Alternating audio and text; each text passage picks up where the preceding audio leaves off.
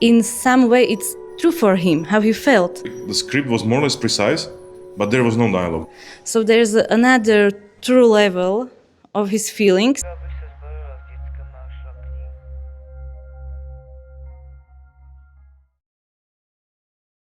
Like immediately when I met him, I knew I wanted to like make a film with him. But it was like interesting how we met. It was on a train station, like in the waiting room.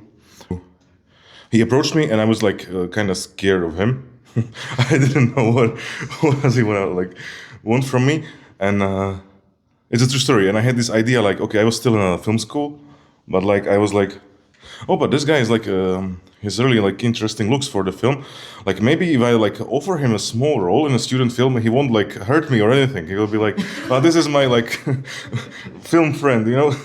So I just mentioned to him that like, yeah, I make films, and he was like, oh, so listen to my story, man. It might be a good film.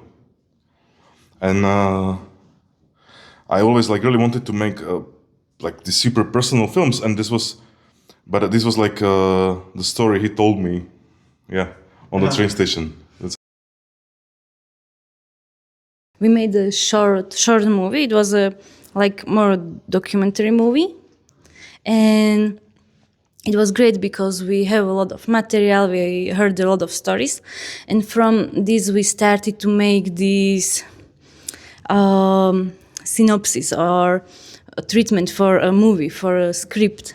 So, and because we wanted really to make a movie which will be like interesting with the start and the end and some plot points and something like that. So we have to figure out to find these points.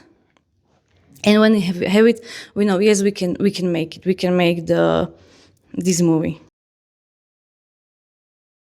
We were talking a lot. It was a lot of time. So we have a lot of information. And if some events are not like precisely like it happened like this, they are in a way true for him. It wasn't like this. He didn't go to kill somebody, didn't go to flight, but in some way it's true for him, how he felt. So there's another true level of his feelings. So he's really, we didn't push him to anything. Yeah, plus like Milan is a really stubborn guy, and I think if he wouldn't feel like it really represents him, he wouldn't be like standing here on a stage and come with us and all that. Like, so I think that's like a good thing for us. We're really happy about it. He feels like, okay, this is film that talks about something that's important for me. Like, we never actually like sit down with him with like a pen, but like the research was intense. And maybe one thing we didn't write much dialogue. It was I think really the script was more or less precise, but there was no dialogue. That was what really worked for Milan. Like, this is what you have to talk about. And it came like with a different kind of like decoupage and like, you know, like how do you, sort of different kind of shooting process, but that's how he felt like super involved, I think. Yeah, but we knew how we wanted the scene to end. It was just like, they had to get there organically somehow.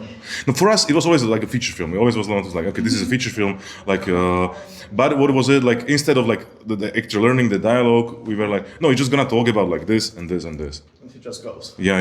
And it was like, even when they're professional actors, they requested a dialogue, so we were like, okay, but we wrote it for them. Mm-hmm. But they really quickly like understood that it's not gonna be used with Milan. Yeah. For one actor, we give him a dialogue. It's a dialogue with the priest in coffee, and the actor has the dialogue, what we wanted to be stated there. And Milan was, we make first, they talk about it. The priest told him, yeah, Milan, oh wow, he cried. And we go, okay, another time, we need a second shoot.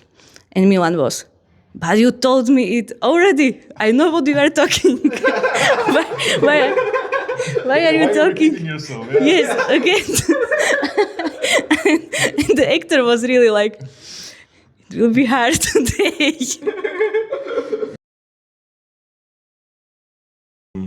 He has this poetic side to him, and he does this. He's like sending us these voice memos.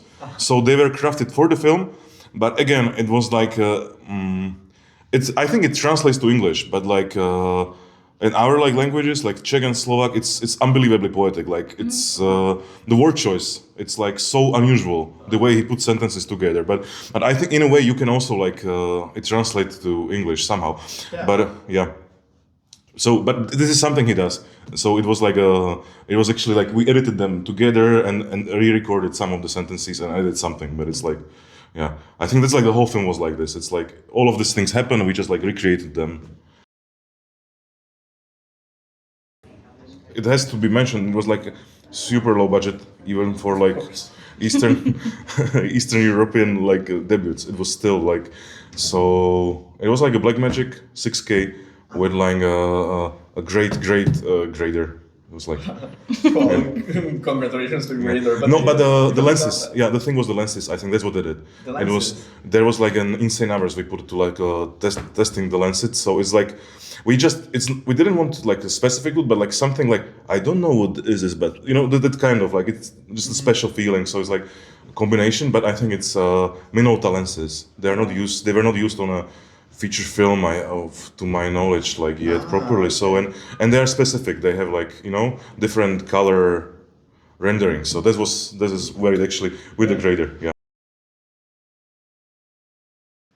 We have like this first version of a screener, and we have like this like really basic sound, and we were like, people were, it's okay for this kind of movie, it's alright. You don't have to do nothing. It's good like it is.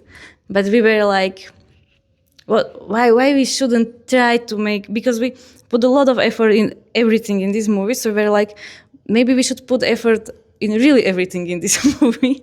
So we make with one guy, and it was interesting because it was his first sound design, first sound design of a movie he was doing, and it's really great because he maybe if they are making a lot of movies, we do it like this, like this, like this, but he didn't do it before, so he was like really clear, or really with his mind, he wasn't have this prejudice how sound should be done, and with us we made it, I think, this way. And it's also good for this movie because it was for a lot of people first time, like a non-actor, like a non-sound designer, like a no camera operator. So it's yes, it's also so. But it really helped because we wasn't like, no, sound is making like this and this is making like this. So we were more free, and we didn't have to do it like it's done.